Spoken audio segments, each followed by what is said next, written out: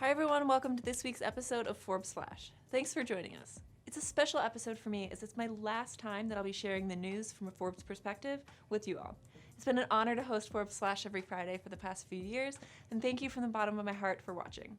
Enough about me, on to the stories. The U.S. grappled with the aftermath of a tragic weekend caused by gun violence, where shooters in El Paso, Texas, and Dayton, Ohio killed more than 31 people and injured many more.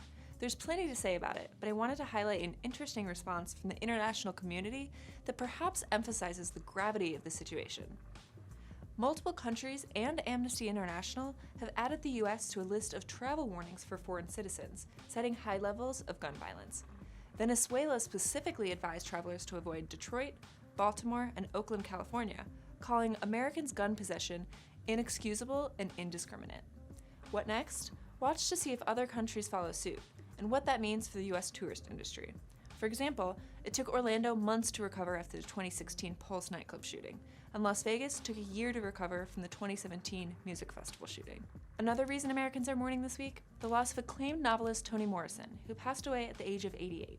Morrison's Beloved won the Pulitzer Prize for Fiction and the American Book Award in 1988, and she was awarded the Nobel Prize for Literature in 1993, becoming the first African-American woman to win the award.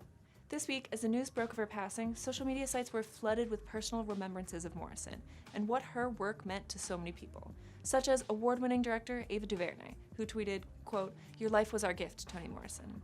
Now onto some more uplifting news, a recently released list of the world's highest-paid female athletes. It's probably no surprise that Serena Williams lands at the top for the fourth year in a row, bringing in $29.2 million over the past 12 months. $4.2 million of that was prize money after she returned to the WTA Tour following the birth of her daughter, Olympia, in September 2017. She also boasts one of the most robust endorsement portfolios in sports, with brands like Nike, Gatorade, and JP Morgan Chase among her partnerships.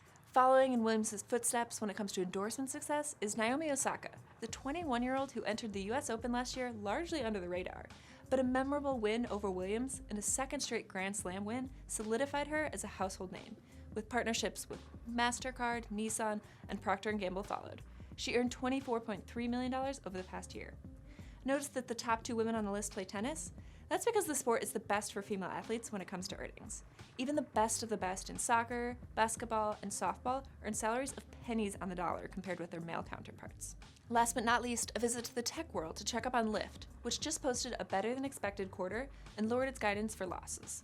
The ride-hailing company's stock soared as much as 13% after hours on Wednesday in response. The company posted $867 million in revenue, up 72% year over year.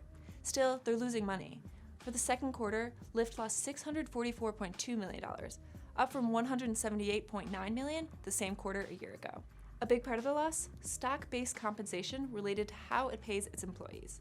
According to Lyft CFO Brian Roberts, 2018 was the peak year of losses.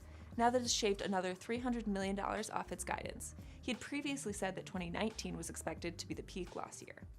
Thanks for joining us. This is my last Forbes Flash with you all, but don't worry, you're in good hands with Natasha Lekwa, who will be taking over moving forward.